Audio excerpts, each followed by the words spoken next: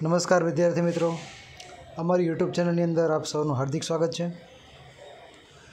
3-12 कॉमर्सनी अंदर आज આપણે એકાઉન્ટની અંદર પ્રથમ ચેપ્ટર જે છે તેની શરૂઆત કરવા જઈ રહ્યા છીએ। તો 3-12ની અંદર સિલેબસની અંદર કુલ 2 બુક જે છે આપણે, એટલે કે ભાગ 1 અને ભાગ 2।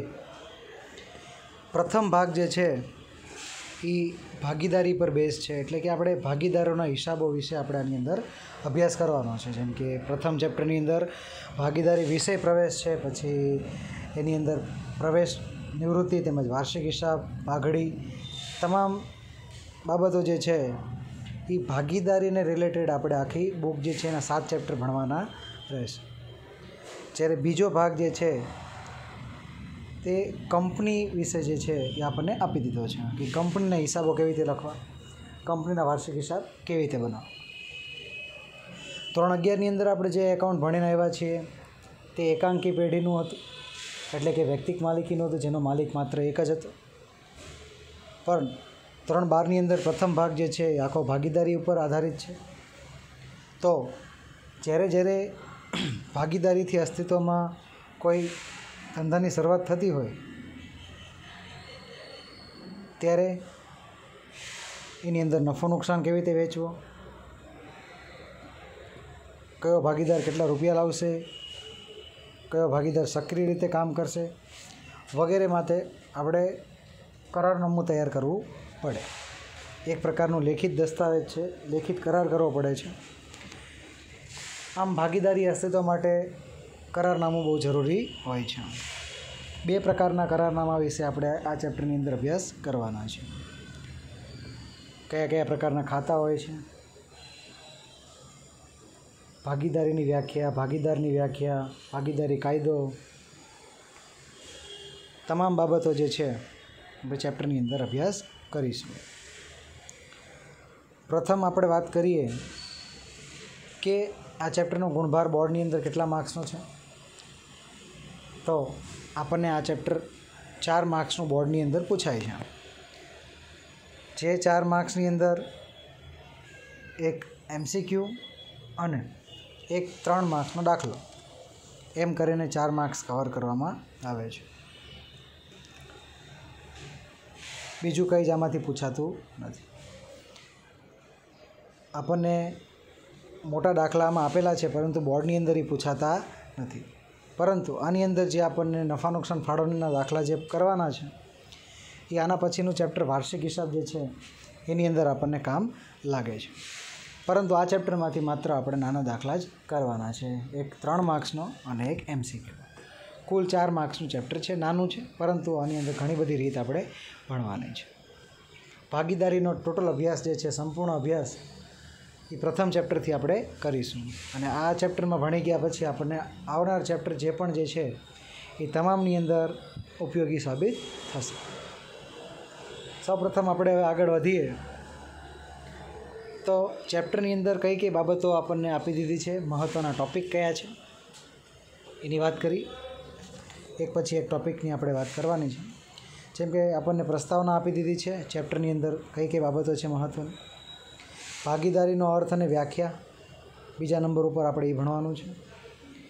જ્યાં ભાગીદારી હોય છે તો ત્યાં કયા લક્ષણો હોય છે, જેમ કે આપણે 3-11ની અંદર વાણિજ્ય વ્યવસ્થા, BAની અંદર ધંધા કે સાહસના સ્વરૂપ નંબર 1 જે હતું એની અંદર ભાગીદારી વિશેનો અભ્યાસ કર્યો છે, એના લક્ષણો શું છે તેનો આપણે અભ્યાસ કરી ગયા છીએ।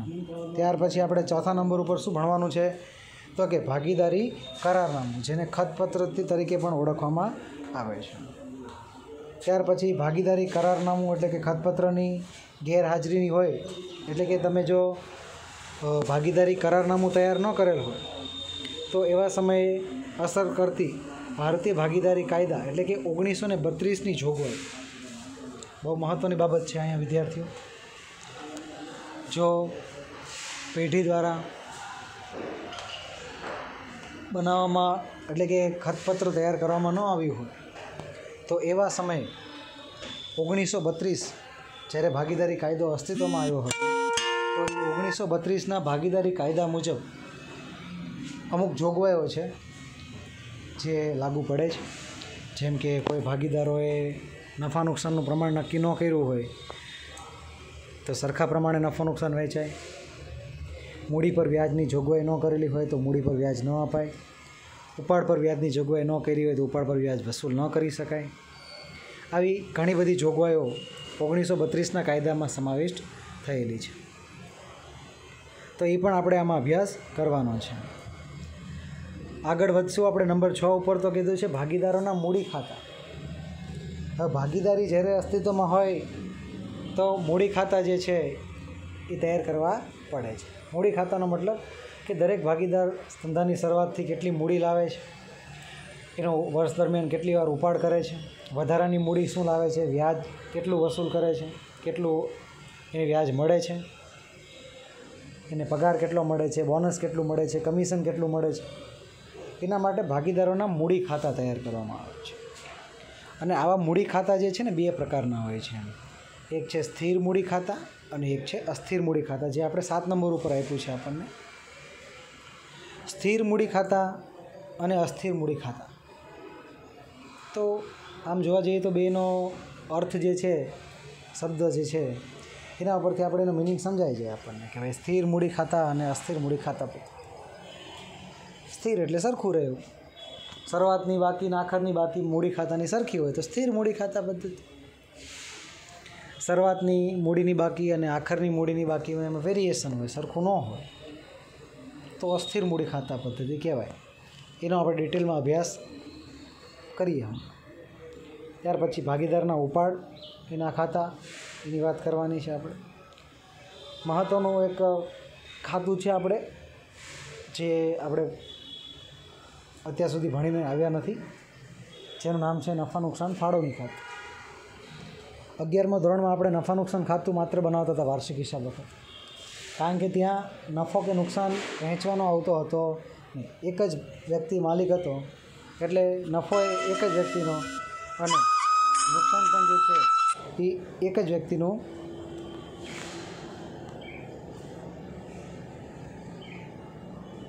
પરંતુ અહીંયા આપણને એક કરતાં વધુ ભાગીદારો જોવા મળે છે. તો એક કરતાં વધુ ભાગીદારોમાં કોને કેટલો નફો મળશે, કોને કેટલું નુકસાન થશે, એના માટે નફા નુકસાન ફાળવણી ખાતું તૈયાર કરવું પડે છે. ત્યાર પછી નંબર 10 ઉપર શું કહે છે, તો કે નફા નુકસાન ખાતા અને નફા નુકસાન ફાળવણી ખાતા વચ્ચેનો તફાવત. બંનેનો તફાવત શું છે એ આપણે ભણવાનો છે. અને 11 નંબર વિશિષ્ટ ઉદાહરણો જોવાના છે. અને વિશિષ્ટ ઉદાહરણો શીખી ગયા પછી સ્વાધ્યાયમાં આપણને જે દાખલાઓ આપ્યા છે એ કરીએ એટલે આપણને ચેપ્ટર સંપૂર્ણ પૂરું થઈ જાય. તો આટલી બાબતો આપણે ચેપ્ટરની અંદર શીખવાની છે. એક પછી એક આપણે આગળ વધતા જઈએ. તો પ્રસ્તાવનાની વાત કરીએ તો શું કીધું છે આપણને, તો કે વ્યક્તિગત માલિકીની પેઢીની મૂડી અને સંચાલન શક્તિની મર્યાદાઓએ ભાગીદારી સ્વરૂપને જન્મ આપ્યો. આપણે જાણીએ છીએ કે ભાઈ વ્યક્તિગત માલિકી હોય તો માલિકની મર્યાદા હોય કે એક વ્યક્તિ બધી જગ્યાએ પહોંચી ન વળે, શારીરિક, માનસિક, ત્યાર પછી આર્થિક, એટલે કે ઘણા બધા રૂપિયાની જરૂર હોય તો એક વ્યક્તિ ન પણ પૂરા પાડી શકે. તો આ બધી મર્યાદાઓને દૂર કરવા માટે ભાગીદારીનો જન્મ થાય છે, એ આપણે ભણી આવ્યા છીએ. ભાગીદારોના જન્મના કારણે નીચેના દર્શાવેલા કારણોનો સમાવેશ થઈ શકે છે. તો એ ઘણા બધા કારણો છે, જેમ કે એક વ્યક્તિ પાસે ધંધા માટે પૂરતા પ્રમાણમાં નાણાં ન હોય, પરંતુ વેપાર માટે જરૂરી કુશળતા ન હોય. નાણાં હોય પરંતુ એની પાસે કુશળતા ન હોય, એવા સમયે જે વ્યક્તિ કુશળ છે એને ભાગીદાર બનાવવામાં આવે છે. તો એક એ કારણ હોઈ શકે. કારણ નંબર 2, વ્યક્તિ પાસે જરૂરી કુશળતા હોય પરંતુ પૂરતા પ્રમાણમાં નાણાં હોય, એટલે કે ટેલેન્ટ છે પરંતુ એની પાસે નાણાં નથી. તો એવા સમયે પણ ભાગીદારીનો ઉદ્ભવ થાય છે. ધંધાનું જોખમ વહેંચવાનું હોય ત્યારે કોઈ વ્યક્તિ છે ઓછું રિસ્ક લેવા માંગતા હોય, વધુ રિસ્ક લેવા માંગતા હોય તો એકલા ધંધો ચાલુ કરે, એ વ્યક્તિગત માલિકી. પરંતુ રિસ્ક ઓછું લેવા માંગતા હોય, જોખમ ઓછું લેવા માંગતા હોય તો ભાગીદારીમાં ધંધો ચાલુ કરી શકે છે. ધંધો મોટા પાયા પર ચલાવવામાં અને તેનો વિકાસ કરવા એક કરતાં વધુ વ્યક્તિઓ, વધુ મૂડી, કુશળતા તથા સંચાલન શક્તિની જરૂરિયાત ઊભી થાય છે. આવા સંજોગોમાં એક કરતાં વધારે વ્યક્તિઓ ભેગી મળી ઉપરોક્ત બધી જ બાબતોનો સમન્વય કરી એકબીજાની પૂરક બની જાય છે અને ધંધાકીય વ્યવસ્થાનું સ્વરૂપ એટલે ભાગીદારી. ટૂંકમાં એક વ્યક્તિ પાસે મર્યાદા જે છે એ બીજા વ્યક્તિ પાસે જે આવડત જે છે એનો લાભ લઈ શકે છે. ટૂંકમાં એકબીજાના સહકારથી જે પણ પેઢી ચાલે છે અને બધાનો વિકાસ કરી આપે છે, જોખમ પણ વહેંચાઈ જાય છે, એને આપણે ભાગીદારીથી ઓળખીએ છીએ, જેને આપણે ઇંગ્લિશમાં પાર્ટનરશિપ તરીકે ઓળખીએ છીએ. તો પ્રસ્તાવનામાં આપણે આટલું વાત કરીએ. આગળ વધીએ આપણે ભાગીદારીનો અર્થ અને એની વ્યાખ્યાની વાત કરીએ. તો હવે આપણે 1932નો જે કાયદો જે છે ભારતીય ભાગીદારી કાયદો, એ મુજબ વ્યાખ્યા આપણને આપેલી છે. ભારતીય ભાગીદારી કાયદા 1932ની કલમ 4 મુજબ ભાગીદારી એ વ્યક્તિઓ વચ્ચેનો સંબંધ છે કે જેઓ બધા દ્વારા અથવા બધા વતી તેમનામાંના કોઈ એક વ્યક્તિ દ્વારા ચલાવાતા ધંધાનો નફો વહેંચવા સંમત થયા. એટલે કે બધા દ્વારા ચલાવવામાં આવતો હોય અથવા બધા વતી કોઈ એક, જેમ કે 5 ભાગીદારો છે, 5 ભાગીદારો એમ કે આપણા 5 વ્યક્તિ, કોઈ એક વ્યક્તિ કામ કરશે 5 વતી, અને ધંધો ચલાવવામાં આવે, કાં તો બધા દ્વારા ચલાવવામાં આવે કાં બધા વતી એક દ્વારા ચલાવવામાં આવે, અને જે પણ નફો કે નુકસાન થાય, નફો થાય અથવા નુકસાન પણ થાય, એને વહેંચવા માટેની સંમતિ બધા ભાગીદારો આપે, તો એને આપણે ભાગીદારીથી ઓળખીએ છીએ. આ 1932 મુજબની વ્યાખ્યા છે. અને પૂછાય કે ભાઈ 1932ના ભારતીય ભાગીદારી કાયદા મુજબની ભાગીદારીની વ્યાખ્યા જણાવો, તો ફરજિયાત આ વ્યાખ્યા આપણે લખવી પડે. આના ઉપરથી બીજા પણ ક્વેશ્ચન છે કે ભાઈ ભારતીય ભાગીદારી કાયદો ક્યારે આવ્યો હતો? તો 1932ની અંદર આવ્યો હતો. તો આ તો હતી ભાગીદારીની વાત. તો ભાગીદારી પણ અલગ છે અને ભાગીદાર પણ અલગ છે. ભાગીદારી એટલે પાર્ટનરશિપ થાય, અને ભાગીદાર એટલે ખાલી પાર્ટનર થાય. તો પાર્ટનર એટલે કે ભાગીદાર એટલે શું? તો બીજા પેરેગ્રાફમાં જે વ્યાખ્યા આપણને આપેલી છે એ જોઈએ. જે વ્યક્તિઓ ભાગીદારીમાં જોડાય તેઓ વ્યક્તિગત રીતે ભાગીદાર તરીકે અને સામૂહિક રીતે પેઢી ગણાય છે. તમે ભાગીદારીમાં જોડાઈ જાઓ તો પર્સનલી એટલે કે વ્યક્તિગત રીતે તમે ભાગીદાર ગણાવો, પરંતુ બધા ભેગા થઈ જાઓ તો સામૂહિક રીતે ભાગીદારી બને છે. જેમ કે આપણે ઉદાહરણ લેવા જઈએ તો સમજી લો કે ABCD એમ 4 ભાગીદારો છે. તો એ વ્યક્તિ જે છે, એ નામનો વ્યક્તિ, એ વ્યક્તિગત રીતે પોતે એક ભાગીદાર ગણાય, પરંતુ A, B, C અને D 4 ભેગા થઈ જાય અને જે પેઢી બને એને આપણે ભાગીદારી તરીકે ઓળખીએ છીએ. તો આ બે વચ્ચેનો તફાવત છે, ભાગીદારી અને ભાગીદારી પેઢી વચ્ચેનો. આગળ વધીએ આપણે.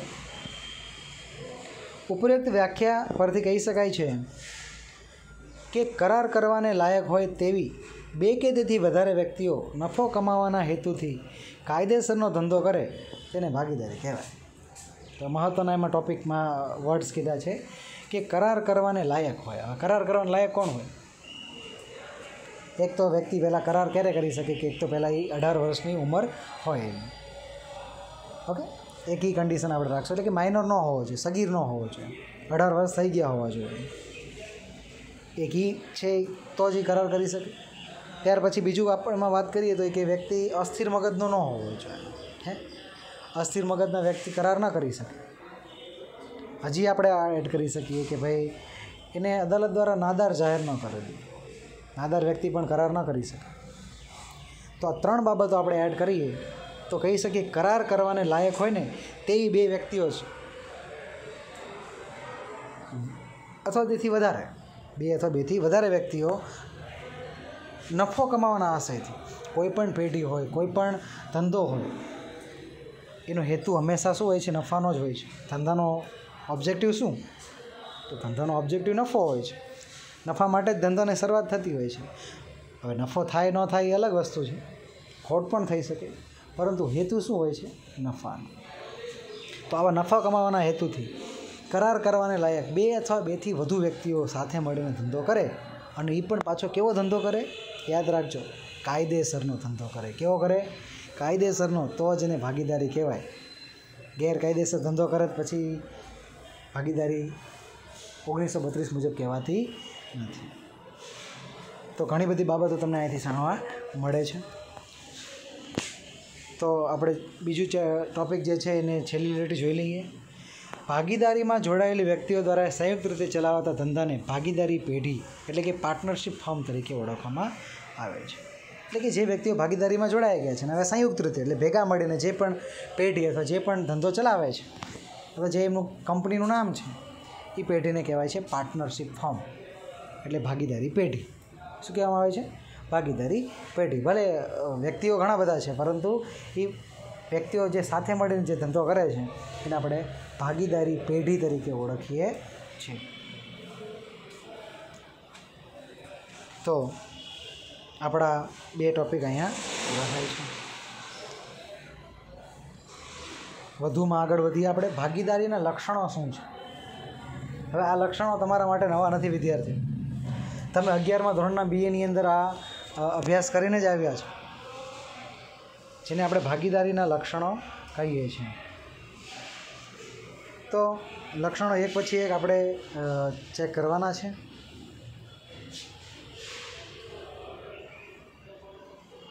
શાંતિથી જોઈએ આપણે. લક્ષણ નંબર 1 છે કરારથી અસ્તિત્વ.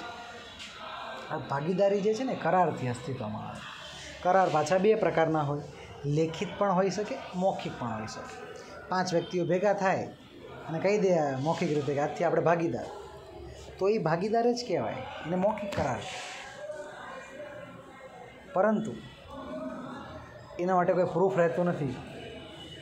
પરંતુ આ જ 5 ભાગીદારો જો લેખિતની અંદર લખાણ કરીને પછી સિગ્નેચર કરીને જો કરાર તૈયાર કરે તો એને લેખિત કરારનામું કહેવાય છે. અને કાયદાની દૃષ્ટિએ લેખિત કરાર કરવો જ વધુ હિતાવહ છે. કારણ કે ભાગીદારો અંતે તો શું છે? મનુષ્ય છે ને. અંતે તો મનુષ્ય ક્યારે બદલાઈ જાય, ક્યારે ચેન્જ થઈ જાય એ આપણે કહી શકીએ નહીં. અને કાયદાને માન્યતા આપવા માટે પ્રૂફ હોવું જરૂરી છે. તો લેખિત કરાર એક દસ્તાવેજ તરીકે આપણે રાખી શકીએ છીએ. તો જોઈએ આપણે અંદર શું કહે છે. ભાગીદારી કરારથી અસ્તિત્વમાં આવે છે. કરાર વગર કોઈ દિવસ ભાગીદારીનું અસ્તિત્વ થતો નથી. એટલે કરાર બહુ જરૂરી છે. ભાગીદારી કરાર લેખિત અથવા મૌખિક હોઈ શકે છે. બે પ્રકારના હોય. તમને પ્રશ્ન પૂછાય કે ભાગીદારી કરારના કેટલા પ્રકાર? 2, લેખિત, મૌખિક. પરંતુ એમ પૂછાય કે કેવો કરવો વધુ હિતાવહ છે અથવા કેવો કરાર રાખવો વધુ સારો કહેવાય, વધુ ઈચ્છુક કહેવાય, તો કહેવાય છે લેખિત કરાર કરવો વધુ ઈચ્છનીય અથવા વધુ હિતાવહ છે, એટલે સારો છે. કારણ કે આપણે એને એઝ અ પ્રૂફ રાખી શકીએ છીએ. કોઈ ભાગીદાર છેલ્લે એમ ન કહી શકે કે મેં આવું કીધું હતું નહીં. કારણ કે કરારનામાને અંતે દરેક ભાગીદારોએ પોતાની સિગ્નેચર કરવાની હોય છે અને સહમતિ આપવાની હોય છે. તો ત્યાર પછીનો કેરેક્ટરિસ્ટિકની વાત કરીએ આપણે, એટલે કે બીજું લક્ષણ છે ભાગીદારીનું નફાનો હેતુ. હવે વ્યક્તિક માલિકીનો ધંધો હોય કે ભાગીદારીનો ધંધો હોય, દરેકનો હેતુ તો શું હોય છે? નફાનો હોય છે. એમ ભાગીદારી પણ નફાના હેતુથી અસ્તિત્વમાં આવે છે. ભાગીદારી નફો કરવાનો અને વહેંચવાના હેતુથી શરૂ કરવામાં આવે છે. એટલે નફો તો કરવાનો, નફો પાછો શું કરવાનો? વેચવાનો. કયા પ્રમાણે વેચવાનો? તો કે જે નક્કી કર્યું હોય કરારનામામાં એ મુજબ વેચવાનું. ભાગીદારો વચ્ચે નફા કે નુકસાનની વહેંચણી નક્કી કરેલા પ્રમાણમાં કરવામાં આવે છે. હા, જો નફો વેચાય, નુકસાન વેચાય ભાગીદારોમાં, અને એ પણ નક્કી કરેલા પ્રમાણના અનુસાર વેચાય છે. જો કરારમાં જોગવાઈ ન હોય તો ભાગીદારી કાયદા પ્રમાણે સરખા પ્રમાણમાં નફો કે નુકસાન વહેંચવામાં આવે છે. આપણે અગાઉ પણ મેં તમને વાત કરી હતી કે જ્યારે કરાર ન હોય, કરારમાં ઉલ્લેખ ન હોય તો સીધું જ 1932નો કાયદો લાગુ પડે. હવે જો કોઈ ભાગીદારોએ કાયદો એટલે કે કરારનામું તૈયાર કર્યું નથી, કરારનામું તૈયાર કર્યું છે તેમાં નફા નુકસાનની કોઈ જોગવાઈ નથી કે ભાઈ નફો કેટલો વેચવો, નુકસાન કેટલું, કોને કેટલું વેચવું, એવું નક્કી નથી કરેલું, તો એવા સમયે 1932નો ભાગીદારી કાયદો લાગુ પડે. અને એ કાયદો એમ કહે છે કે જો તમે નફા નુકસાનનું પ્રમાણ નક્કી ન કર્યું હોય તો સરખે હિસ્સે નફો નુકસાન વેચાય. ટૂંકમાં જેટલા ભાગીદારો હોય એ બધાએ સરખી રીતે ભોગવવું પડે. નુકસાન થાય તો નફો થાય તો સરખો નફો મળે. તો આ છે કરાર એનો એટલે કે લાક્ષણિકતા નંબર 2. ત્યાર પછી કાયદેસરનો ધંધો. આપણે વાત કરી મુજબ ભાગીદારોમાં તમે ધંધો ચાલુ કરો છો, પણ ધંધો કેવો હોય છે? કાયદેસરનો, ઇલીગલ ધંધો ન હોવો જોઈએ. ભાગીદારી પેઢી કાયદેસરનો ધંધો ચલાવવા માટે અસ્તિત્વમાં આવે છે.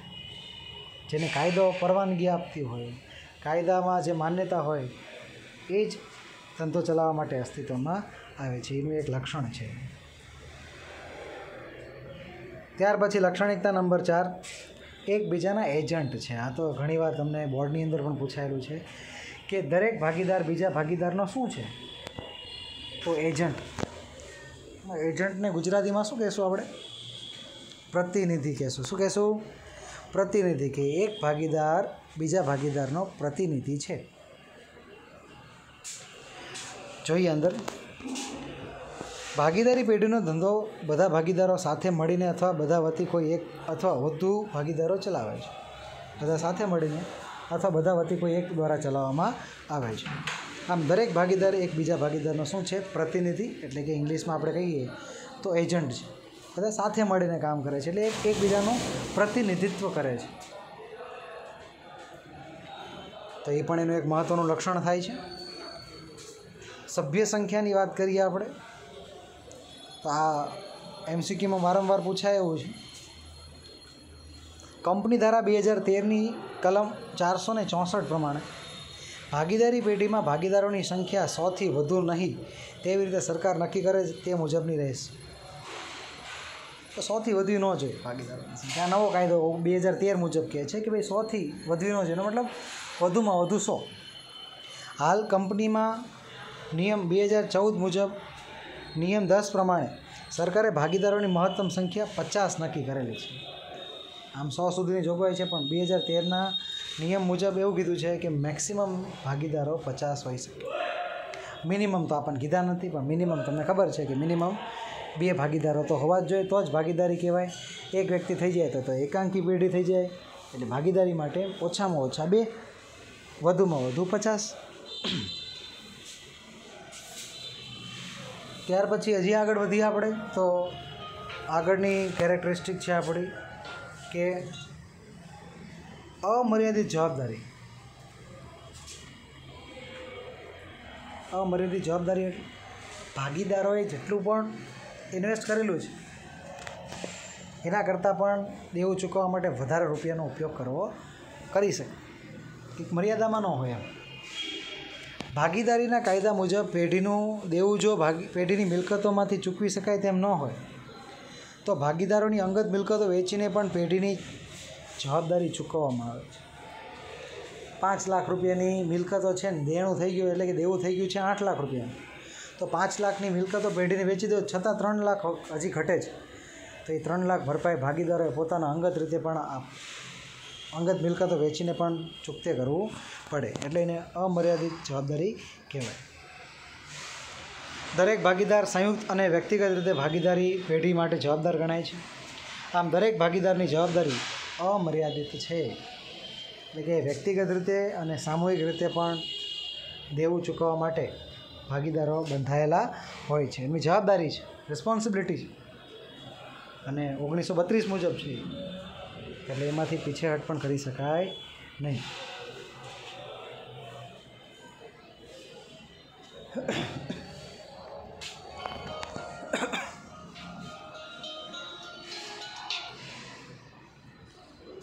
આગળ વધીએ આપણે. છેલ્લી લાક્ષણિકતા એટલે કે લાક્ષણિકતા નંબર 7, પેઢીની માલિકી અને સંચાલન. હવે આમ જોવા જઈએ તો પેઢીની માલિકી પણ અલગ છે અને સંચાલન પણ અલગ અલગ છે. એ પણ આપણે અહીંયા નોટ કરી લઈશું. ભાગીદારો ધંધાના માલિકો હોય છે અને તેઓ જ ધંધાનું સંચાલન કરે છે.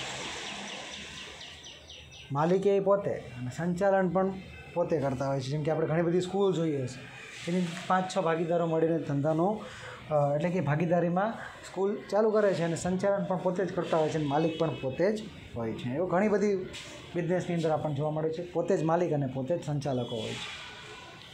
ભાગીદારી પેઢીનું સંચાલન બધા જ ભાગીદારો અથવા બધા વતી કોઈ એક અથવા વધુ ભાગીદારો કરે છે. ટૂંકમાં ભાગીદારીની અંદર પણ સંચાલન પ્રમાણે એવું જ છે, બધા અથવા બધા વતી કોઈ એક દ્વારા એનું સંચાલન કરવામાં આવે છે.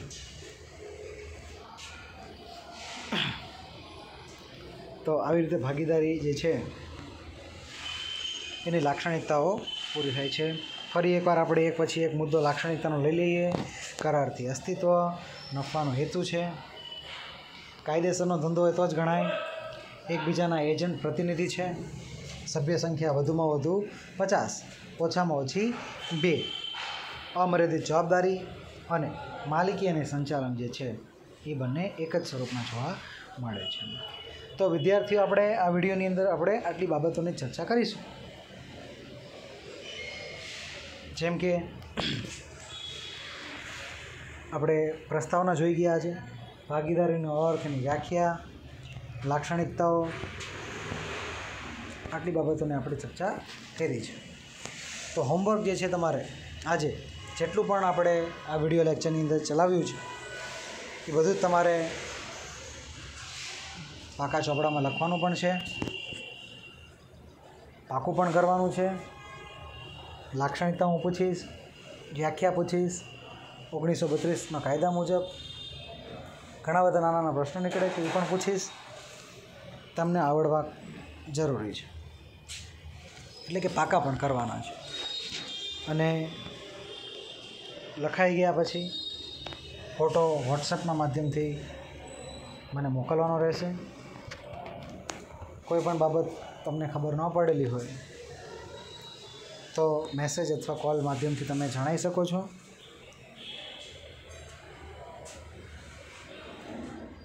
હવે પછી આપણે જ્યારે વિડીયો લેક્ચરની શરૂઆત કરશું એકાઉન્ટનું, તો આપણે કરારનામું જે છે એના વિશે અભ્યાસ કરવાનો છે. કરારનામાની કેટલી બધી વિગતો છે એ દરેક વિગતોની આપણે ડિટેલમાં ચર્ચા કરીશું. કરારનામું ન હોય તો શું કરશું એની પણ વાત કરવાની છે. અને મૂડી ખાતાની વાત આપણે આના પછીના વિડીયો લેક્ચરની અંદર કરવાના છીએ. તો અહીંયા સુધી આપણે રાખીએ. પછીના વિડીયોની અંદર આપણે વધુ ડિટેલમાં વાત કરીશું. ત્યાં સુધી તમે ઘરે બેસીને આટલું વર્ક કરો. ખૂબ ખૂબ આભાર. નમસ્કાર.